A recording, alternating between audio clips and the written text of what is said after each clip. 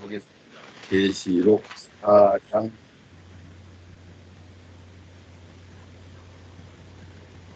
계시록 1, 2, 3장 7교회에 대한 대전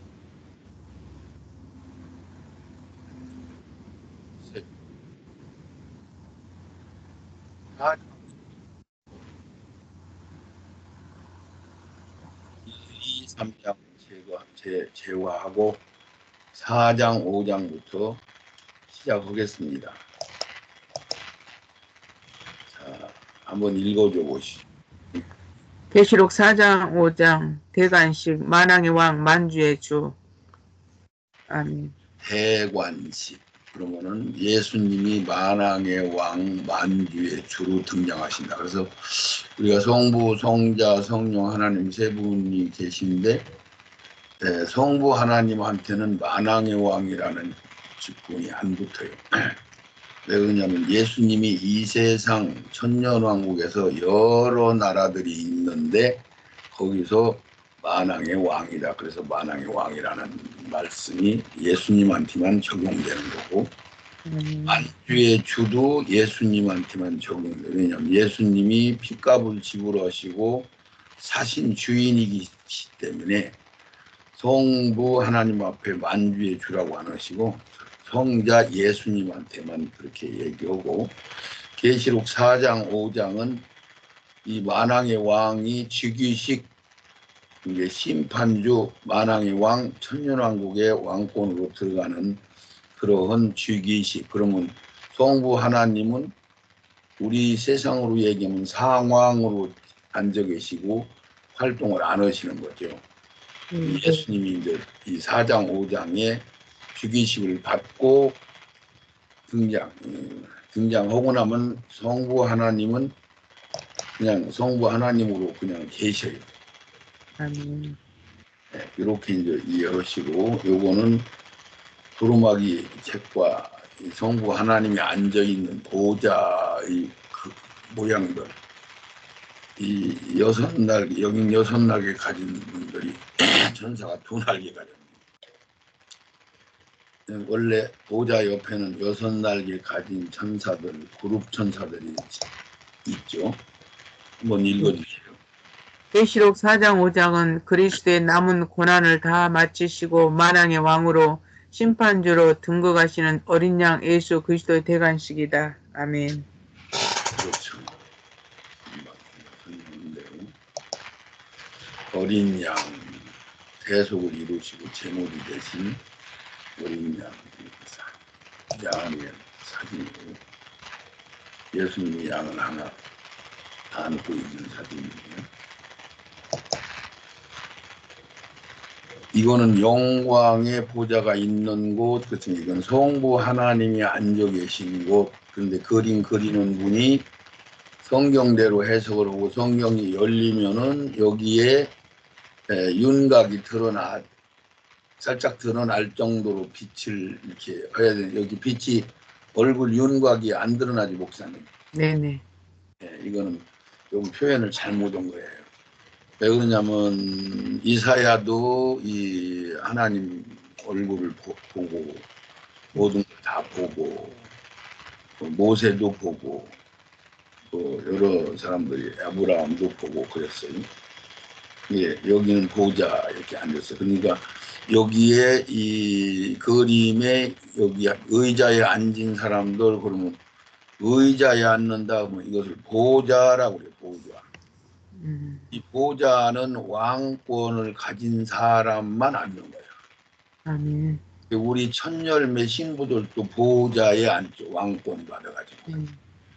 여기에 앉은 그림을 보면은 이거는 24 장로들인데 이들은 우리 신학과 교회에서는 24 장로가 12지파 12제자를 합치면 24 장로다 이렇게 얘기하는데 그 사람들은 아직 부활도 안 돼 있고 그 사람들은 아직 일꾼으로 어떤 전환이 되지 않아 있는 상태니까 너무너무 엉터리 없는 소리를 하는 거죠.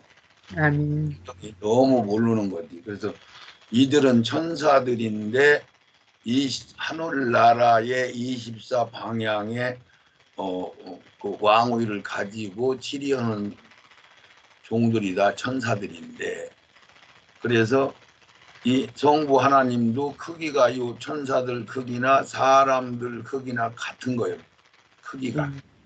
이건 창세기 1장 26절 27절에 보면은 하나님 세 분이 우리들 크기와 모양과 우리들하고 똑같이 만들자 그랬으니까 크기가 우리 인간의 크기로 성부 하나님도 등장을 하는 거예요.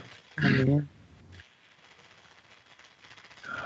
됐으니까 이거는 뭐 그림을 여기 천사들이 있고 성자가 왕의 즉위식을 받는 그런 내용이라고 볼 수 있겠네요. 성부 하나님이 성자 예수님한테 왕관을 씌우고 있는 거다. 한번 읽어주세요. 금 면류관을 쓰고 보좌에 앉아있는 24장로들이 누구일까? 그들의 역할은 무엇일까? 그렇죠. 그래서 금면류관을 쓰고 보좌에 앉아있는 24장로들과 거기 내짐승 이런 것들이 이제 거기 쭉 설명이 가능해져야 돼요. 그들은 역할이 뭐고 누군가. 계시록 19장 11절을 보면은 또 내가 하늘이 열린 것을 보니 보라 백마탄 자가 있으니 그 이름은 충신과 진실이라. 그가 공의로 심판하며 싸우리라. 그래서 금면류관을 쓰고 보좌에 앉아있는 24장로, 예수님도 금면류관을 쓰고 계시고 보좌에 앉아 계시고, 여기는 예수님이 백마 타고 지상의 심판으로 내려오는 말씀이 여기 써 있는데, 계시록 19장 12절은 그 눈이 불꽃 같고 머리에 많은 면류관이 있고 또 이름 쓴 것이 하나가 있는데 자기밖에는 아는 자가 없다. 그렇게 얘기했고, 계시록 19장 13절은 또 그가 피 뿌린 옷을 입었는데 그 이름은 하나님의 말씀이라 칭하리라. 그래서 이제 성자 예수님이 심판주로 지상 감람산으로 처음 내려오는 거예요. 감람산으로 내려올 때는 첫 번째 부활이 이루어지고 바로 부활이 끝나자마자 심판으로 지상으로 내려오는 거죠. 이 디모데전서 6장 15절에는 홀로 계신 한 분 하나님, 그래서 기약이 이르면 이제 육신을 입고 예수 인자로 오실 거다. 기약이 이르면 하나님이 그의 나타나심을 보이시리니 하나님은 복되시고 홀로 한 분이신 능하신 자며 만왕의 왕이시며 만주의 주요, 오직 그에게만 죽지 아니함이 있고 가까이 가지 못할 빛에 거하시고 아무 사람도 보지 못하였고 볼 수도 없는 자시니 그에게 존귀와 능력과 영원한 능력을 돌릴지어다. 그러니까 요거를 제가 설명을 드리면은 때가 되면은 이게 우리가 4,000년이 지나고 6,000년 말 정도에 예수님이 등장을 하시죠. 초기에. 그래서 2000년 초기에 기약이 이르면 그때 되면은 예수님이 육신으로 오신다 이런 얘기요. 근데 그분을 소개하는데 그는 보이지 아니하시니 하나님은 복되시고 홀로 한 분이시다. 그러니까 성부나 성자나 성령이나 다 한 분 하나님이 하는 거는 맞으니까 그렇게 설명을 한 거고, 여기서 그분을 소개하는데 성자를 소개하는데 한 분 능하신 자며 만왕의 왕이다. 그래서 여기서 이 만왕의 왕이라는 얘기 때문에 이 말씀이 여기 등장하는 거예요. 네네. 만주의 주요, 성자를 그렇게 표현하는 거예요. 성부한테는 만왕의 왕, 만주의 주라는 명칭이 안 붙어요. 왜 그러냐면 천년왕국에만 여러 나라가 있고 하늘나라, 완성된 하늘나라는 나라가 하나니까 왕이 한 분이셔. 성부 하나님이 한 분 왕으로 하셔서 오직 그에게면 죽지 아니 말고 가까이 가지 못할 빛에 거하시고 아무 사람도 보지 못하고 또 볼 수 없다. 이것은 한 분 하나님, 시작이신 알파이신 하나님을 이야기하는 거예요. 성부, 성자, 성령 다 빠지고 아무도 볼 수 없는 하나님. 이분은 지구를, 우주를, 세상을 발덮개 정도, 지구 땅덩어리를, 그리고 이 세상 전체적인 것을 의자 삼으시는 정도로 표현하셨으니까 꺾은 게 없으니까 그걸로 표현을 하신 거야. 아멘.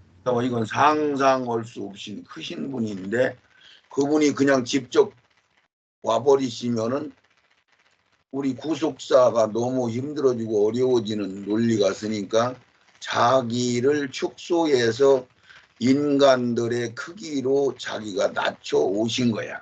네, 그래서 그분은 아무도 보지 못하였고 볼 수도 없는 자니, 그러니까 그 하나님은 보면은 살아남을 게 없어 다 녹아버리는 거야.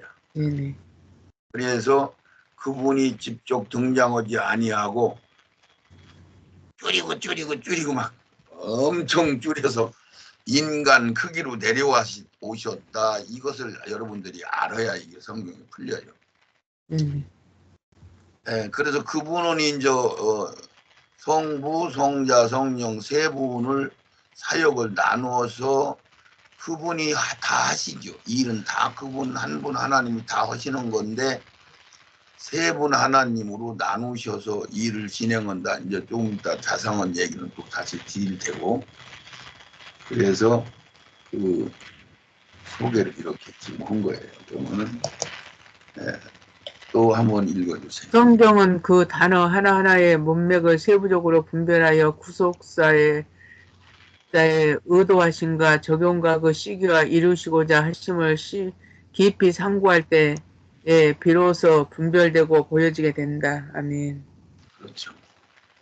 성경은 꼭 짝과 그걸 포줄이라고도 하고 우리 짝이라고도 하고 그 논리와 이치대로 하나님은 다양하게 한 가지로 얘기를 하지 않고 식물로 뭐 농사 짓는 걸로 과일로 뭐 사람으로 신부로 사고 팔고 하는 좋은 관계로 뭐 이기는 제사장 관계로 여러 가지로 설명을 하시는 그 의도하시는 말을 우리가 알아야 이게 성경이 해석이 가능해진다 이런 얘기.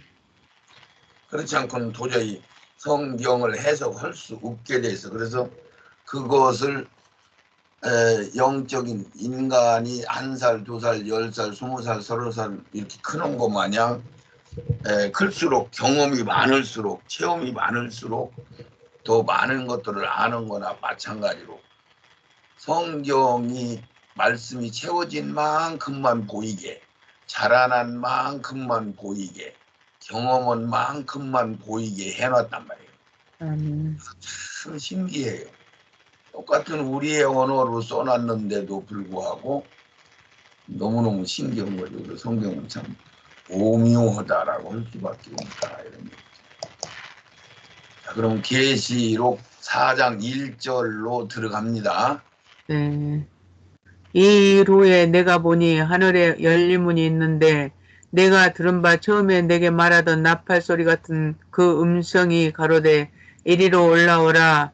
이후에 마땅히 될 일을 내게 보이리라 하시더라. 아멘. 여기서 계시록 1, 2, 3장은 7교회에 대한 얘기, 계시록이 처음에 시작하는 이야기만 써 있는 거고 4장부터 이제 예수님이 만왕의 왕 심판주 등장하시는 말씀이 이제 기록된 건데 이 계시록 4장 1절을 보면서 모든 목회자들이 여기서 이게 부활이 이루어졌다 이렇게 생각을 해요. 왜 그러면 세례 요한, 사도 요한이죠. 사도 요한을 이리 올라와라 그러니까 사도 요한은 성경에 써 있는 게 아니고 신학자들이 얘기하는 뜻으로 사도 요한은 교회의 대표여 이렇게 생각을 한 거야. 그러면 교회를 하늘로 올라와라 하고 불러서 끌어올려갔으니까 이건 부활 아니냐. 그러니까 이 신학자들은 그냥 위로 올라가면 무조건 부활로 생각을 하는 거야. 그건 그야말로 참 웃길 수밖에 없는, 뭐 웃는다는 표현도 잘못된 건데 너무 황당스러운 해석을 해서 가리키고 있단 말이죠. 이리 올라와라 그러니까 거기. 그런데 이 내용은 거기서 4장 1절에 내가 이 일 후에 내가 보니 이제 일곱 교회 얘기하고 나서 이 대관식을 얘기하기 위해서 사도 요한의 영성으로 영안이 열린 문을 보게 되고 그 위로 올라와라 그 얘기하고 하늘에 열린 문이 있는데 내가 들은 바 처음에 내게 말하던 나팔 소리 같은 큰 음성이 가로되 이리 올라오라. 그러니까 영의 눈도 영적 귀도 활짝 열려서 보고 들을 수 있는 사도 요한의 그 영성이 그렇게 됐다는 얘기가 되는 거고, 이제 사도 요한이 올라가서 하나님이 보여주는 것들을 보고 기록한 것이 계시록이란 말이야. 그러니까 계시록은 직접 어떤 사진을 보는 것 같이, 그림을 보는 것 같이 이렇게 보면서 본 상황을, 그림으로 본 상황을 그대로 쓴 거야. 예를 들면은 이런 거야. 우리가 어디 수학여행을 갔다, 뭐 부부간에 어떤 관광지에 놀러 갔다. 그러면은 가면서부터 올 때까지 찍은 사진들이 있는데 본인은 이 사진은 처음, 이건 중간, 이것은 끄트머리, 이건 올 때, 이런 것들을 본인은 알자니 목사님. 네네. 장수도 알고 시간대도 알고 다 아는 것처럼 했는데 이 계시록이라고 하는 성경은 여기서 진짜 비밀인데 그냥 사진이 막 흐트러져 있는 사진이요. 시간 차이로 진행하면서 연결하면서 순차적으로 이야기를 하는 게 아니요, 계시록은. 네네. 그 사진 그림을 다 흐트러 놔가지고 그냥 뭐 시간대하고 이런 것들이 전혀 안 맞아요. 아멘. 어떤 절은 한 1절 따로, 2절 따로, 3절 따로 다 따로따로 이렇게 시간 차이가 확 벌어지는 그런 식으로 해서 그것을 분별해야 계시록이 열린단 말이에요. 아멘. 그래서 사도 바울이 이리 올라가서 올라갔어요. 위에 마땅히 될 일을 내게 보여준다 했으니까 그때 사도 요한은 이걸 보고 계시록을 쓰고도 육신적으로 살아서 세상에서 더 살다가 말하자면 낙원으로 갔잖아요, 목사님. 맞죠? 그러니까 이때는 어떤 부활체로 올라간 게 아니고 몸이 올라간 것도 아니고 이걸 우리가 영적으로 해석한다면 말하자면 영이 올라가서 보고 왔다 이런 뜻이 되는 거예요. 그런 얘기가 되는 거죠. 우리가 영의 세계를 조금이라도 안다면 그렇게 얘기하면 이해를 한단 말이죠. 그래서 보여지고 들려진 것들을 기록하는 것이 계시록이에요. 그래서 사도 요한 입장에서 이것은 여기서 여기까지 1절에서 5절까지는 요거는 처음에 첫 번째 9시 반에 어디 입구에서 찍은 사진이구나. 그 다음 절은 이것은 몇 시에 몇 번째 사진을 찍은 것이구나. 이렇게 그것들을 분별하면 성경이 지절로 열려버리는 거야. 이렇게 되는단 말이죠. 그래서 계시록이라는 것은 진행형으로 쭉 점차적으로 얘기하는 것이 아니고 그냥 점차적인 얘기를 다 섞어놨어요. 그래서 계시록이 풀리지를 않는 거야. 그래서 보여지고 들려진 것들, 기록한 것들이 계시의 말씀인데 우리도 보여지고 들려지고 한다. 그림 한 카트 한 카트 포즈를 맞추는 것 같이 한 절 한 절 이거는 어느 시점을 얘기하는 건가? 무슨 말씀을 하시는 건가? 우리에게 무엇을 알게 하려고 하시는 건가? 이런 것들을 의도가 이게 파악이 되고 분별이 돼야 성경이 열린단 말이에요. 아멘. 그림일 수도 있다. 그림으로 거의 우리가 보야 되겠죠. 보고 기록한 거니까. 듣고 기록한 것도 있지만 순서에서 전혀 거의 이어짐이 많지가 않아요. 그래서 어떤 데는 한 절, 두 절에서 10절, 10절이 한 그림을 10절 동안 할 수 있고 어떤 때는 1, 2, 3절 정도를 한 그림으로 얘기하고 또 어떤 때는 1절 따로 2절 따로 그림이 한 장씩 다 완전 따로 이렇게 하기도 하고 뭐 이런단 말이죠. 그렇게 돼 있단 말이에요. 계시록은. 우리 2절 한번 읽어주세요. 내가 곧 성령에 감동하였더니 보라 하늘에 보좌를 베풀었고 그 보좌 위에 앉으신 이가 있는데 3절 앉으신 이의 모양이 벽옥과 홍보석 같고 또 무지개가 있어 보좌에 둘렀는데 그 모양이 녹보석 같더라. 아멘. 그 성령에 감동하여 보라 하늘의 보좌가 베풀 올라가서 이제 본 거요. 보좌를 본 거예요. 이제 그것을 본 것을 사도 요한이 기록했단 말이죠. 그 보좌 위에 앉으신 이가 있는데 이제 성부 하나님을 얘기하는 거예요. 그래서 여기서 이사야 6장 1절에 보면 내가 본즉 주께서 높이 들린 보좌에 앉으셨는데 이게 이제 아까 이 보좌에 앉은 그림을 얘기하는 거죠. 여기 이걸 봐야 되나? 이걸 봐야 되나? 이 보좌에 앉으신 이것을 본 거예요. 그 내가 본즉 주께서 높이 들린 보좌에 앉으셨는데 그 옷자락을 성전에 가득하였고 근데 옷자락 가장 보좌 가장 주변 가장 쫙 본 거예요. 이사야가 스랍들은 모셔 섰는데 여기 스랍들은 그 6날개 달린 그 천사들 얘기하는 거예요. 각기 6날개가 있어. 그 둘로는 얼굴을 가리고 그 둘로는 발을 가리고 그 둘로 날면서 왔다 갔다 한단 말이에요.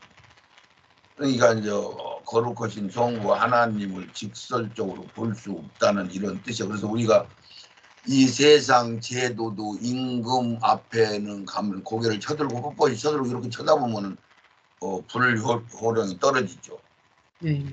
이렇게 고개 숙이고 임금의 면전을 고개 들라 하면 들지 그러기 전에 고개 들었다 하면 큰일 나는 거예요. 그것을 왜 임금들 그런 사극을 보면 그런 현상으로 이렇게 쭉 이어왔냐면은 이 세상 자체를 하나님이 진행하시면서 이 세상을 보고 하늘나라 이야기 해주려고 하는 거야. 여기도 하나님도 직접 볼 수가 없는 그런 정도다라고 보면 돼요. 서로 장화하여 가로되 거룩하다 만군의 여호와여 그 영광이 온 땅에 충만하다. 그런데 완전히 보석과 같은 빛난 그런 색깔로 12가지 색깔로 구성되어 있다 이런 얘기죠. 3절에도 앉으신 이의 모양이 벽옥 같다. 이건 다이아몬드를 얘기해요. 벽옥.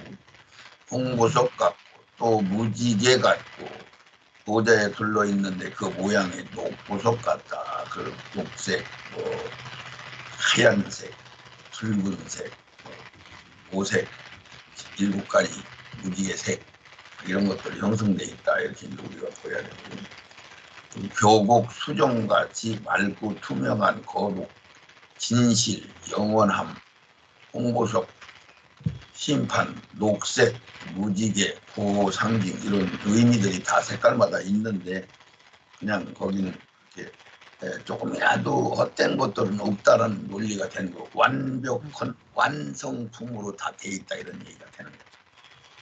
완벽한 완성. 자, 이제 4절 한번 읽어. 또 보좌에 둘러 24 보좌들이 있고 그 보좌들 위에 24 장로들이 흰옷을 입고 머리에 금면류관을 쓰고 있더라. 5절 보좌로부터 번개와 음성과 내성이 나고 보좌 앞에 7 등불 켠 것이 있으니 이는 하나님의 7 영이라. 아멘. 자, 4절에 또 보좌에 둘려 24 보좌들이 있단 말이에요. 24 보좌. 그것을 설명했는데 그림으로 누가 이제 그린 건데 이것도 제대로 그린 건 아니지만은 요 밑에 금면류관을 쓰고 보좌에 앉아 있잖아요. 이들이 이제 12지파 12제자로 설명하는데 이건 절대 인간들이 아니고 천사들로 구성된 하늘나라란 말이야. 하늘나라. 그래서 이렇게 보좌에 앉았다. 24 장로들을 얘기해요. 장, 우두머리, 수장 이런 의미로. 그래서 둘려 24장들이 있고 그 보좌들 위에 24장로들이 흰 옷을 입고 있다. 이제 이거 24장로는 천사들로 구성됐다라고 이제 나중에 계시록이 다 열리면 자동적으로 알게 돼요. 금면류관을 썼다 그러면 금면류관은 누구누구가 쓰느냐면은 예수님이 쓰시고 거기에 이제 우리 첫 열매 첫 번째 부활된 이긴 자들 신부들 이방인은 충만한 숫자들 그들이 금면류관을 써요. 그러면 그들도 금면류관을 쓰고 한 고울 두 고울 받아서 왕 노릇을 한다고 성경에 기록이 돼 있어요. 이제 24 장로도 천사들이지만은 천사들 중에서 24 장로만 금면류관을 썼지 미가엘 천사장이라든가 가브리엘 천사장이라든가 이런 천사장들도 왕권을 받은 자들은 아니요. 어떤 대표성이지.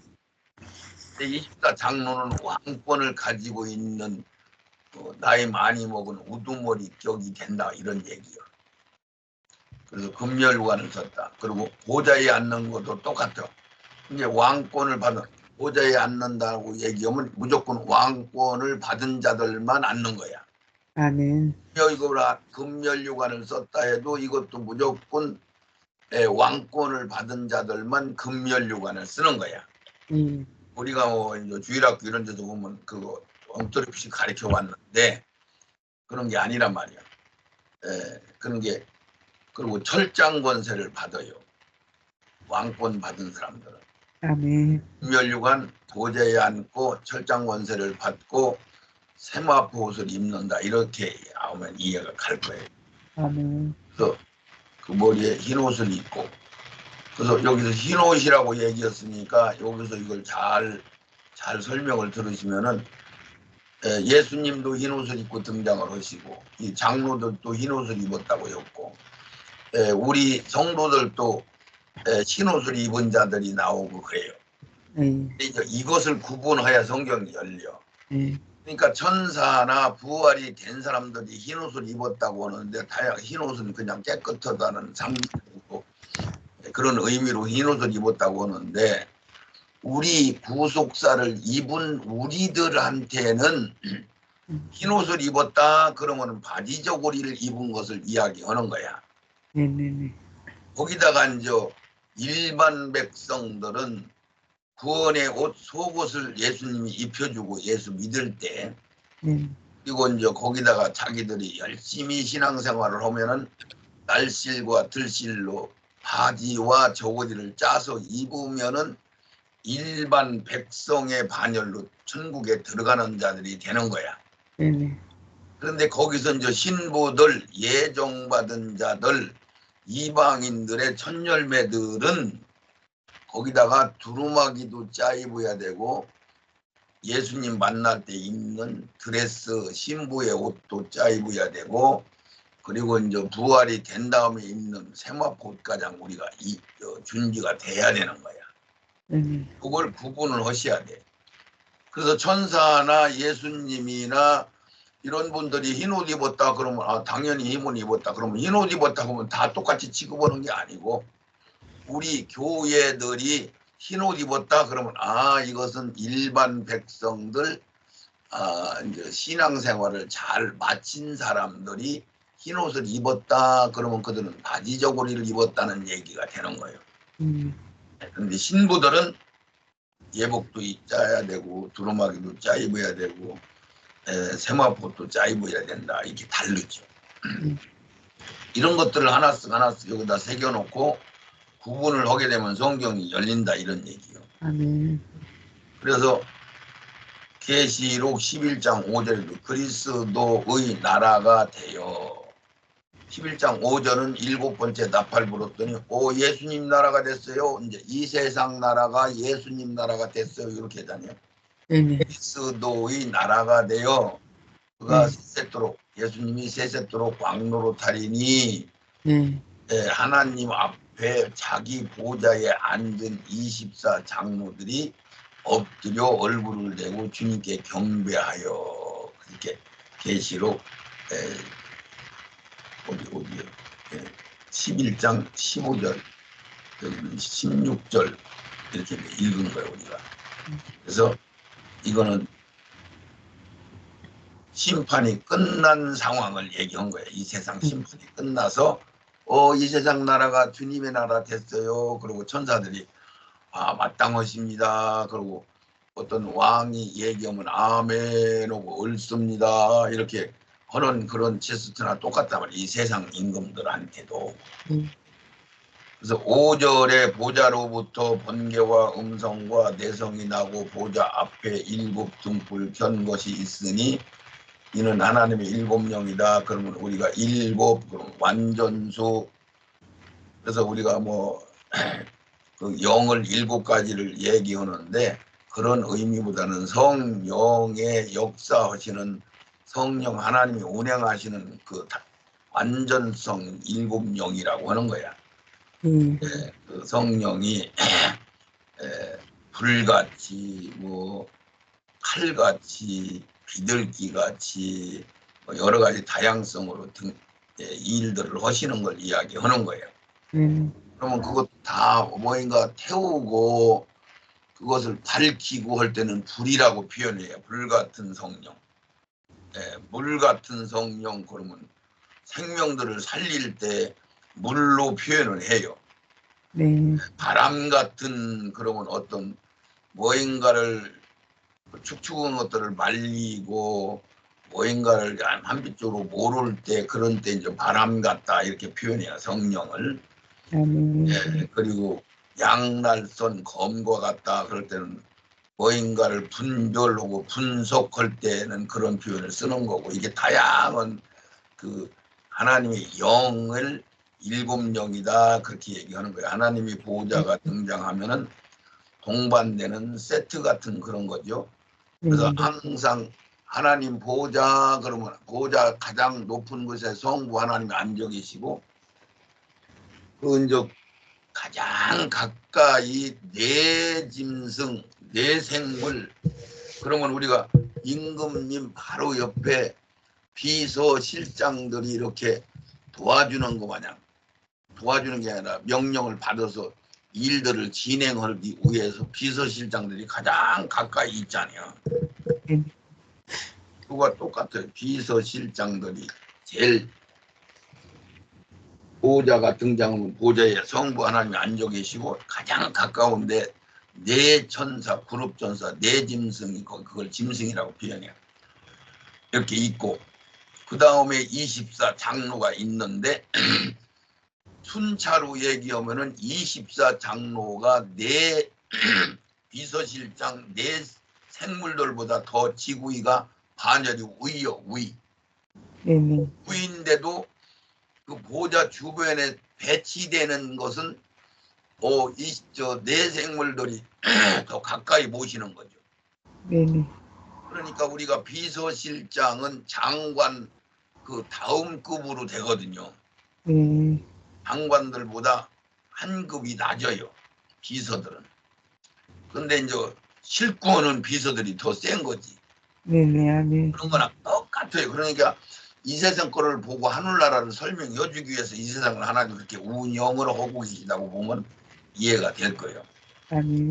그래서 보호자 주변에 번개와 음성과 내성이 나고 이건 막 하나님의 위엄성을 얘기하는 거죠. 보호자 앞에 일곱 등불 켠 것이 있으니 이는 하나님의 일곱 영이라 해서 아까 일곱 영 얘기는 했고, 그래서 거기에 내생물 그 장론 24 장로보다는 직급이 아래요. 반열, 그걸 반열이라고도 하고 그러는데, 그래서 우리가 6절로 넘어가겠습니다. 6절. 보좌 앞에 수정과 같은 유리 바다가 있고 보좌 가운데와 보좌 주위에 네 생물이 있는데 앞뒤에 눈이 가득하더라. 그 첫째 생물은 사자 같고 그 둘째 생물은 송아지 같고 그 셋째 생물은 얼굴이 사람 같고 그 넷째 생물은 날아가는 독수리 같은데. 아멘. 자, 그래서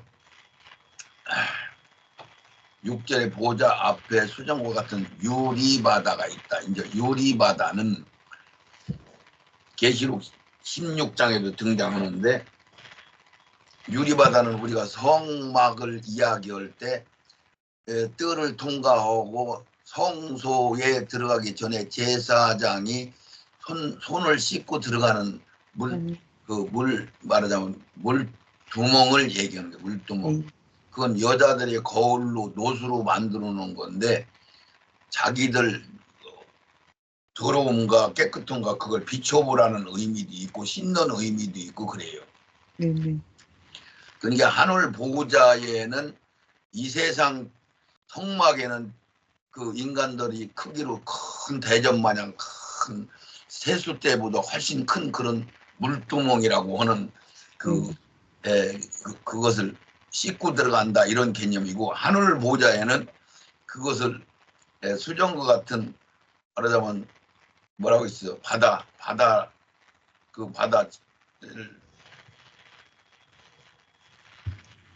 수정과 같은 유리바다라고 표현했죠. 그러니까 이제 이거는 뭐냐면 거기를 통과했다 그러면은 그 유리바다를 통과해야 깨끗하게 정결하게 된다 이런 뜻이야. 네네, 회개하지. 그러니까 이제 이건 완성된 보석들인데도 거기를 통과하면 깨끗하게 더 그래야 하나님을 면전에서 볼 수 있다 이런 뜻이 되는 거예요. 유리바다는 그런 뜻이고, 그리고 이제 보좌 가운데 보좌 주위에 네 생물이 있다 이렇게 얘기하니까 요것을 설명하면은 여기 이제 앞에다 이렇게 독수리 같고 사람 같고 송아지 같고 사자 같다. 그래서 6날개가 있는데 얼굴 가리고 손 가리고 그냥 2날개만 가지고 활동을 하는 이 사람들을 얘기하는 건데, 이 천사 비서실장 격이 되는 천사들을 얘기하는 거야. 그걸 그룹 천사다 그러죠. 법계 위에도 이 두 그룹 천사가 있죠. 네 생물이 있는데 앞뒤에 눈이 가득하더라. 그 첫째 생물은 사자 같다. 이 얘기는 뭐 마태복음을 사자복음, 마가복음을 송아지복음 뭐 있는데 그것은 인간들이 만드는 거고, 여기 실질적인 것은 사자 같다는 얘기는, 사자는 하나님이 계신 주변에 그 수중드는 자들의 능력과 권능을 얘기하는데 힘이 제일 센 것을 사자로 표현을 하는 거야.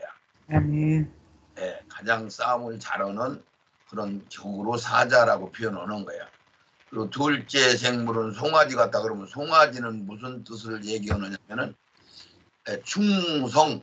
송아지는 말 그대로 세상에서도 이 어떤 가정으로 얘기하든 뭐 동리로 얘기하든 나라로 얘기하든 송아지가 그동안에는 이 자동차나 트랙터나 이런 거 생기기 전에는 송아지가 제일 큰 많은 일들을 감당하는 대단한 사역들을 감당하던 게 송아지인데, 그 송아지는 이 그 한 가정에 큰 재물 역할도 하고, 송아지 그 고기는 제일 고급 영양가가 좋은 식품도 되고, 그 뼈다구까지 그 송아지의 그 털까지 뭐 송아지는 버릴 게 없는 거예요. 송아지 똥은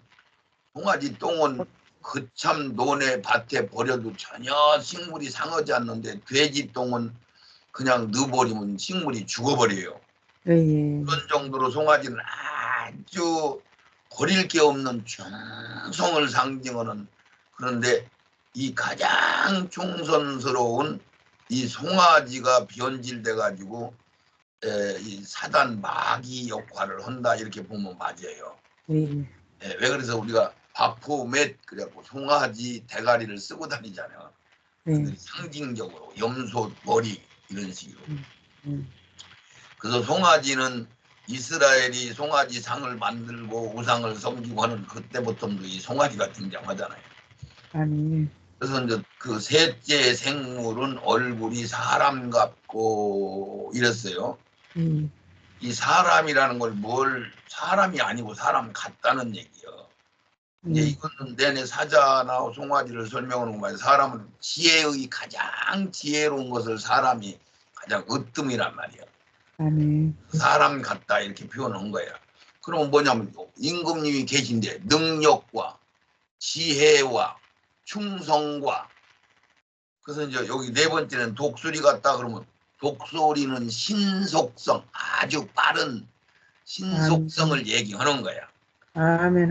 이어서 할렐루야. 네 가지 사자 같고 송아지 같고 사람 같고 독수리 같은데, 그래서 에스겔서 10장에 보면은 이 송아지가 빠지고 다른 것이 들어가요. 네, 거기서 이제 송아지가 배도하고 이제 사단 마귀로 쫓겨나는 신세가 되는 거죠.